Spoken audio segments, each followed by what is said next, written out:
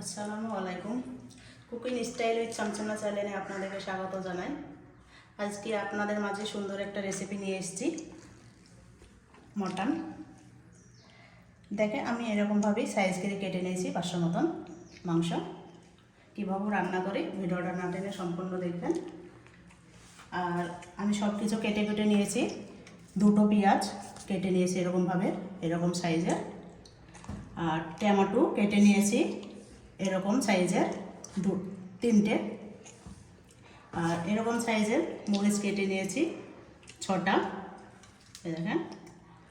আর 1 চামচ হলুদ গুঁড়ো, 1 চামচ মরিচ গুঁড়ো, 1 চামচ জিরে গুঁড়ো, 1/2 চামচ গরম মরিচ গুঁড়ো, আর পরিমাণ মতো নুন। আর আদা এতটুকু নিয়ে নিয়েছি। আর এরকম 2টো রসুন এরকম পেস্ট করে নিয়েছি।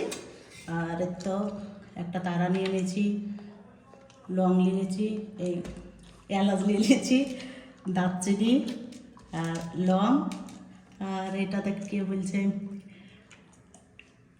এটা কি বলছে নাম অতটা মনে হচ্ছে না। সব এরকমভাবেই নিয়ে নিয়েছি। এবার আমি কীভাবে রান্না করি ভিডিওটা না টেনে সম্পূর্ণ দেখবেন। সম্পূর্ণ না দেখলে আপনি ভিডিওটা বুঝতে পারবেন না কীভাবে রান্না করছি। প্রথম থেকে লাস্ট পর্যন্ত দেখবেন, তাহলে বুঝতে পারবেন। আমি রান্না করার জন্যে ফ্রাই প্যান নিয়ে নিলাম। ফ্রাই প্যানটাকে তাতিয়ে নেব। ফ্রাই প্যান তেতে গেছে, এবার আমি এতে সরষের তেল দিয়ে দেবো।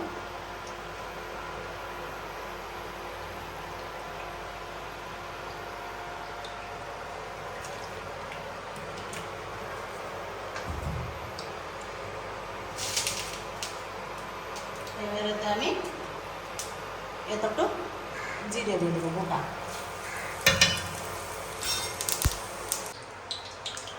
গোটা জিরে হয়ে গেছে, এবার আমি এতে পেঁয়াজ কুচি দিয়ে দেবো।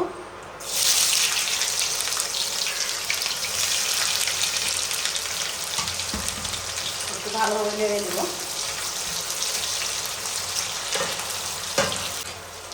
হালকা করে লাল লাল করে নেব পেঁয়াজটাকে। পেঁয়াজটা এরকমভাবে আমি লাল করে নিয়েছি। এবারে আমি দিয়ে দেবো কেটে রেখেছি কাঁচামরিচ। এবারে দিয়ে দেবো আদা রসুন বাটা,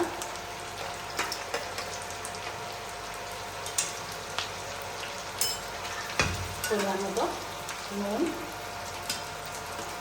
পরিমাণ মতো হলুদের গুঁড়ো, মরিচের গুঁড়ো,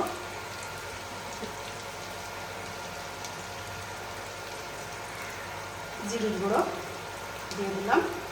এবার আমি ভালোভাবে এটাকে নেড়ে দেবো।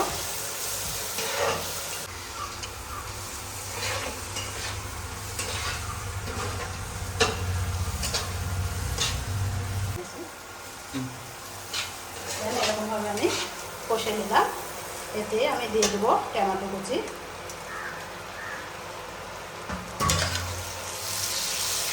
দিয়ে দেবো আমি একটু তাড়া নিয়ে দিয়েছি, গরম মশলা, দারচিনি, লং, গরম মশলাও বলে, এলাচও বলে, আমি গরম মশলা দিয়েছি। ভালোভাবে কষে নেব।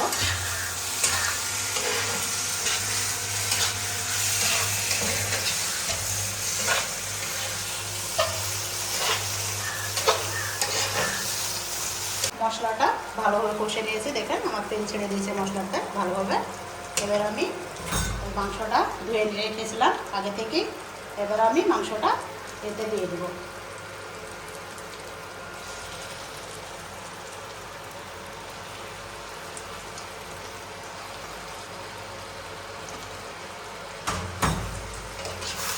ভালোভাবে কষে নেব। এতে আমি 2টা রসুন দিয়ে দেবো। একটা গোটা রসুন আমি দিয়ে দিলাম। এতে ভালোভাবে কষে নিতে হবে।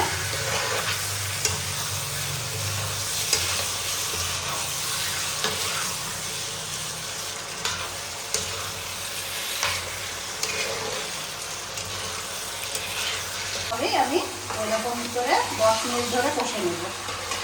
মাংসটা ভালোভাবে কষে দিলে ভালো লাগবে খেতে।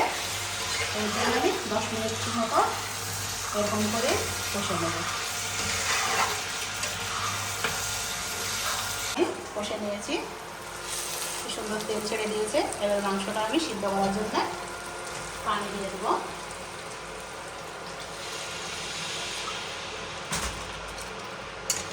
এরকমভাবে কষে নিলে মাংসটা মানে কোনো সেন্ট থাকবে না, গো ভালো লাগবে খেতে। মানে যে একটা ছাগল একটা সেন্ট বেরোয় ওটা বেরোবে না। আর একটু পানি দিয়ে দেবো।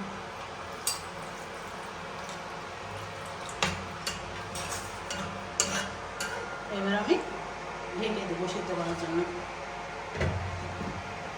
একবার দেখে নেব।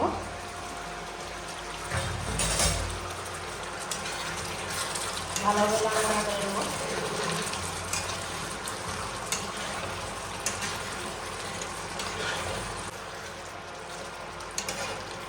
আমি মাংসটা রান্না করছি, মশলাপাতি কম দিয়েছি তো কালারটা কম এসছে। আপনারা যে যেরকম ঝাল খাবেন, যে যেরকম খাবেন সে সেরকমভাবে রান্না করবেন। আর এতে আপনারা টক দইও দিতে পারেন, আমি টক দই দিলাম না।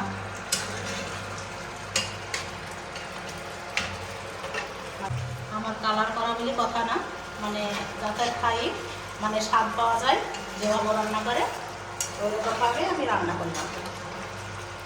মানে কালার দেখেই কোনো স্বাদ হয় না, কিন্তু খেতে স্বাদ করার জন্য আমি এরকমভাবে রান্না করলাম।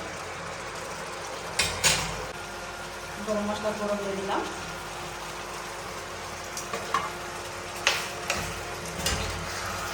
ভালোভাবে করে দেবো। জিরে কেটে নিয়েছি, দিয়ে দিলাম ধনে পাতা।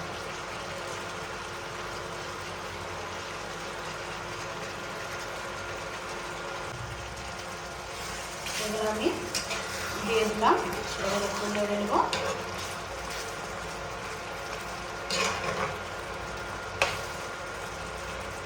এবার আমি হিটারটাকে কমিয়ে নেব। এবার আমি 5 মিনিট মতো রেখে দেবো। আপনারা যারা গ্যাসে রান্না করবেন কি চুলায় রান্না করবেন তারা মানে এরকমভাবে হালকা জালে বসিয়ে রাখবেন মাংসটাকে, তাহলে যে মাংসটাতে তেল দিয়েছে তেলটা বেরিয়ে আসবে। এরকমভাবেই 5 মিনিট রেখে দেবো। মাংসটা 5 মিনিট মতো রেখে দেবো বলেছিলাম। মাঝখানেই আপনারা একবার নেড়ে দেখে নেবেন মানে লেগে যাচ্ছে কিনা। আমি একবার নেড়ে নিলাম। এবার আমি 2 মিনিট মতো রেখে দিলাম। মানে 2 মিনিট হয়ে গেছে, এবার আমি বন্ধ করে দেব। এবার দেখি, দেখেন সুন্দর তেল ছেড়ে দিয়েছে মাংসটা। 1 নম্বর রান্না হয়েছে। রান্নাটা কমপ্লিট হয়ে গেছে। এবার দেখি, চলুন কেমন টেস্টি হয়েছে খেতে।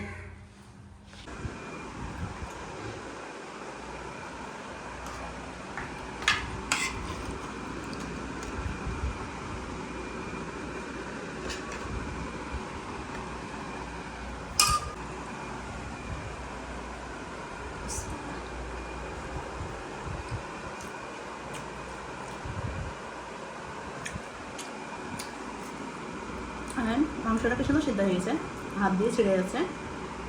এরকমভাবে রান্না করবেন। আর রাঁধতে রাঁধতে আপনারা একবার চেক করে নেবেন নুন ঝাল ঠিক আছে কি না।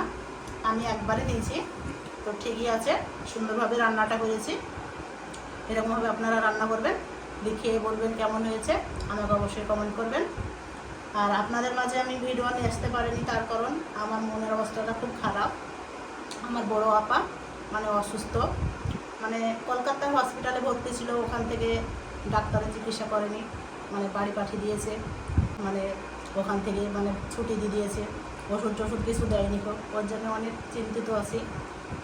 ব্যাঙ্গালোরে আসার কথা বলেছি, ব্যাঙ্গালোরে আসবো, অবশ্যই আপনাদের মাঝে দেখাবো আমার আপাকে।